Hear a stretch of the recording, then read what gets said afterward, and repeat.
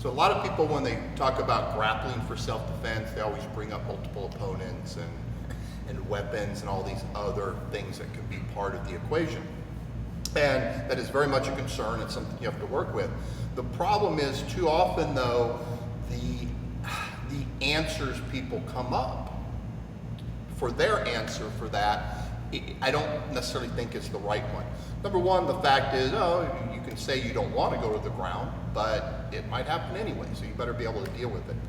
The other one part is, a lot of people will say, yeah, well, you don't want to mount, you don't want to go side control, you know, if his friends come, you know, other people start to attack you, you've got to be able to disengage. And so the problem of what they come up with, their answer as a top position, is a good one, is knee on belly. The problem with that is it sounds great. The problem with that, there's a lot of issues, but the main one is knee on belly's hard.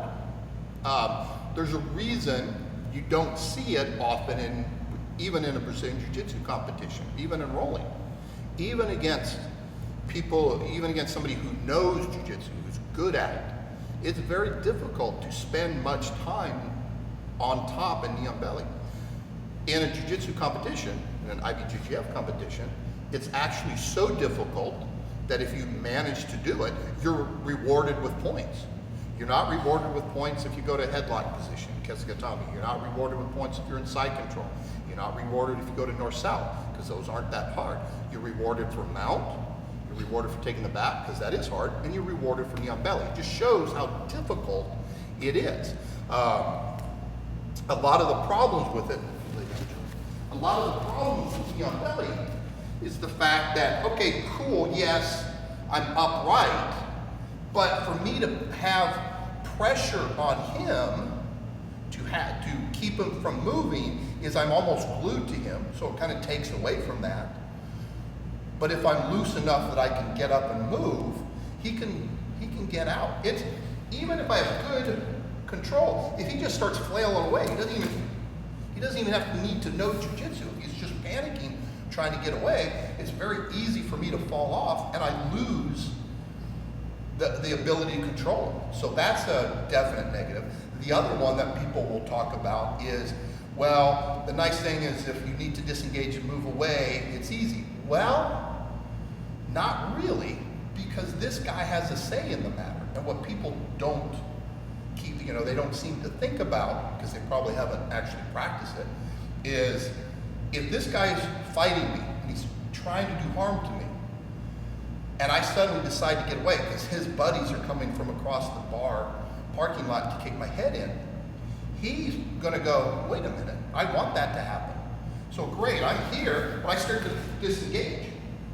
It sounds really good. If he's just, you know, a grappling dummy, yeah, and he doesn't have any arms, or he's kind of like that, yeah, it's easy for me to get away. But again, he just has to reach out and hold on just a hair, and now I'm stuck. I'm just as engaged, just as entangled with him as if I was in mount or side control or any other position.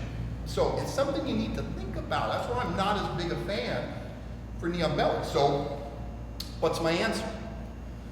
I think, and I've done videos on this, that it is easy to disengage from mount or side control in a way that you can do it quickly and safely. You put a little pain on this guy and it will happen. However, I think there is even a better answer than that. And there's not really a term for this position. It's sort of kind of jokingly call it reverse kesa gatame. So classic kesa gatame is that judo headlock position where I'm here. I've kind of got my side of my chest, my ribs onto his torso, and I'm facing this way. So reverse kesa gatame is the same thing, only now I'm looking away. So it's here. Now, here's the advantage to this position. I can move, I can control him. So just start to move for a second, Joe. It's easy, I can control him really well from here. I keep him pinned. More advantages. Bad guys keep weapons on their waistband or in their pockets, whether they've got holsters or not. So I have complete access. If he's carrying 18 weapons on him, I have complete access to it, and I can block him, because notice his arms, both his arms are on the other side of me. If this arm's in front, I'm gonna make sure I'm actively controlling it. Okay, but I prefer this. I prefer this position. His arms behind me. And now also what I do, close your mouth and kind of keep your teeth together for a second because I'm gonna put extra pressure on. So actually, I'm not doing this now because I don't want to hurt my training partner, but the way I would really do it is this. So now I'm really putting pressure on his head and upper body, and I'm really driving away. So now, go ahead and reach for your waistband. It's not a chance. So I've taken his weapons out, and if I'm carrying, whether my pocket, ankle, shoulder holster, anything on either side, I have complete access to getting a weapon into play, and he doesn't, and he can't stop me, right? If I have my pistol here, even if I say, hey dude, I'm gonna shoot you, and I go to get it, go ahead and stop me. Go ahead, Joe. There's nothing he can do about it. I can access a weapon. And I can disengage from here, especially, go ahead, keep your teeth together. Again, especially if I'm doing this and putting this pressure and I see his buddies coming somewhere. It's easy now, I can disengage and he's not gonna be able to hold on to me the way he would with me on belly. So, it's a great position. Why then do we not see it in jiu-jitsu? Well, the problem is there's not much I could do jiu-jitsu wise from it. Would you lay back down again for a second, please? You see it occasionally in jiu-jitsu, but mostly what it is a transitory position. I've maybe passed his guard, maybe I was in side control and I'm preparing to mount to set up his legs for a leg attack, maybe to set up his legs to go berimbolo and to take his back.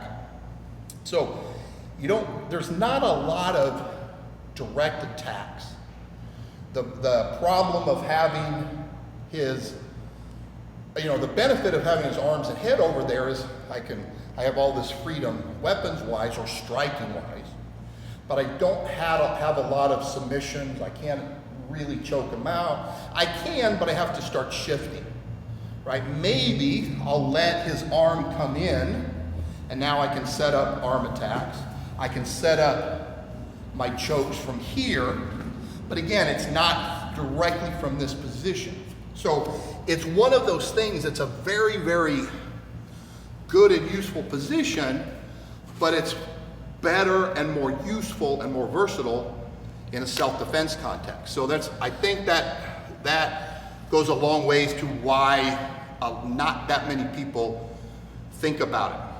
Unfortunately, generally what you get are one or two. You get really high-level jiu-jitsu guy who starts thinking about self-defense. And he won't think about it because he'll be still too busy focused on what he does pure jiu-jitsu wise. And he might ignore that reverse kesa gatame position. Or you have a guy who's coming from a self-defense background, maybe weapons or striking, and is not really good at grappling and is not experienced in grappling. So he's not gonna think about it because again, you don't see it. It's not common. There's not a lot of DVDs, there's not a lot of YouTube clips, there's not a lot of books talking about reverse kesa gatame. So that guy coming from outside grappling might never have seen the position. But trust me, it's a really, really great one.